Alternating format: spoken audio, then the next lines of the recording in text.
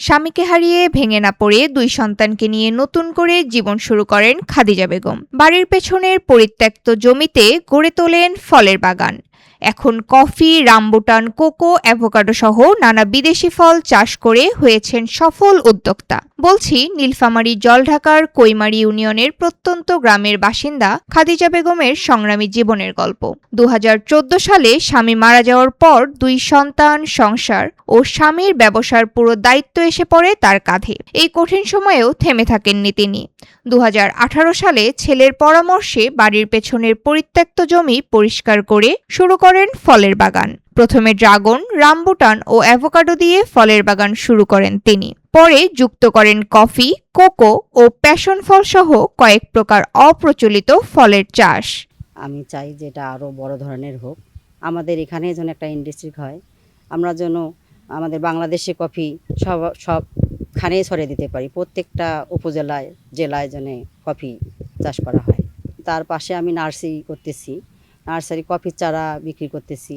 আর আমার এখানে বিদেশ থেকে আমার এখানে অর্ডার আসছে যে কফির চারা দেওয়ার জন্য, আমি ১০০ পিস কফির চারা বিক্রি করলাম। ২০১৯ সালে বাগানের প্রায় ৬৮০টি কফি গাছ লাগান তিনি। ২ বছর পর গাছে ফল আসে। তখন বিষয়টি নজরে আসে কৃষি বিভাগের। পরে উন্নত জাতের চারা ও প্রক্রিয়াজাতকরণ যন্ত্রপাতি পেয়ে আরও বড় পরিসরে কফি চাষ শুরু করেন তিনি। আমি ২০১৪ সালে মারা যায়। তারপরে আমি আমার ২ ছেলেকে পড়াশোনার খরচ, পড়াশোনার বাজারে একটা ব্যবসা ছিল, ওখানে আমি সময় দিতাম। আবার আমি ২০১৮ সালে একটা বাগান লাগাইছি, কফি বাগান। সে কফি ২ বছর পর ধরছে। সেই কফি আমি এখন সেল করতেছি মেশিনের মাধ্যমে। রোস্টার মেশিন আমাদের আছে, রান্ডার মেশিন আছে, আর কফি ছাড়ার জন্য মেশিন আছে। ওগুলা দিয়ে আমরা সব কিছু করতেছি। আর এখন আমার কফি বাইরে যাচ্ছে, অনলাইনে সব সেল হয়ে যাচ্ছে, সবাই অর্ডার দিচ্ছে, আমার কাছ থেকেই নিয়ে যাচ্ছে। নিজের বাগানে বিদেশি ফল রামবুটান চাষেও বড় সাফল্য পেয়েছেন খাদিজা বেগম। ২০টি চারা দিয়ে শুরু করলেও বেঁচে থাকা মাত্র ৫টি গাছ থেকেই গত মৌসুমে প্রায় ৩.৫ লাখ টাকার ফল বিক্রি করেছেন তিনি। এখন ফলের পাশাপাশি চারা ও উৎপাদিত পণ্যও বিক্রি করছেন অনলাইন এবং অফলাইনে।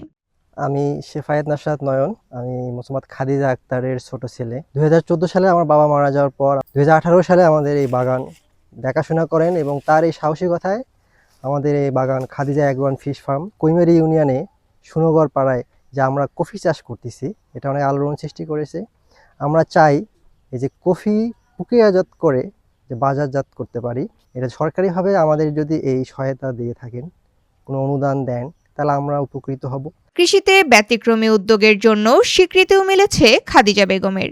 কফি, রামবুটান ও কোকো চাষে সাফল্যের জন্য ২০২২ সালে জয়িতা পুরস্কার পান তিনি। একই বছর মৎস্য চাষেও অর্জন করেন জাতীয় পর্যায়ের পুরস্কার। এছাড়াও নিরাপদ খাদ্য উৎপাদক হিসেবে সনদপত্র পেয়েছেন তিনি। খাদিজা একজন নারী কৃষি উদ্যোক্তা। ২০২০ সাল থেকে তার এই কার্যক্রমে সে জড়িত রয়েছে। আমাদের তখনকার যিনি উদ্বোধন কর্মকর্তা ছিলেন তার হাত ধরেই খাদিজা এগিয়ে যাচ্ছে। কৃষকের যদি আগ্রহ না থাকে, আমরা শত চেষ্টা করেও কাউকে টেনে তুলতে পারবো না। তবে কৃষক যদি ১ পা এগিয়ে আসে, আমরা ২ পা এগিয়ে যাব। তখন তাকে প্রয়োজনীয় পরামর্শ, প্রয়োজনীয় প্রযুক্তি সব কিছু আমরা সরবরাহ করব তার প্রয়োজন অনুযায়ী। এবং আমরা উদ্যোক্তাকে সাপোর্ট দেওয়ার ক্ষেত্রে প্রথমে চিন্তা করি যে তাকে যে প্রযুক্তিটা আমরা দিচ্ছি, সেই প্রযুক্তিটার ভবিষ্যৎটা কী, সেই প্রযুক্তি নিয়ে সে কতটুকু এগিয়ে যেতে পারবে, সেই প্রযুক্তির বাজারে কতটুকু চাহিদা আছে, এসব মিলে চিন্তা করে তারপরে আমরা কাউকে পরামর্শ দেব উদ্যোক্তা হওয়ার। স্বামী হারানোর পর যে নারী একসময় সংসারের দায়িত্ব সামলাতে হিমশিম খেয়েছেন, সেই খাদিজা বেগমই এখন হয়েছেন অন্য নারীদের জন্য অনুপ্রেরণা। নীলফামারী প্রতিনিধি ইব্রাহিম সুজনের পাঠানো তথ্য ও চিত্রে ডেস্ক রিপোর্ট, RCTV।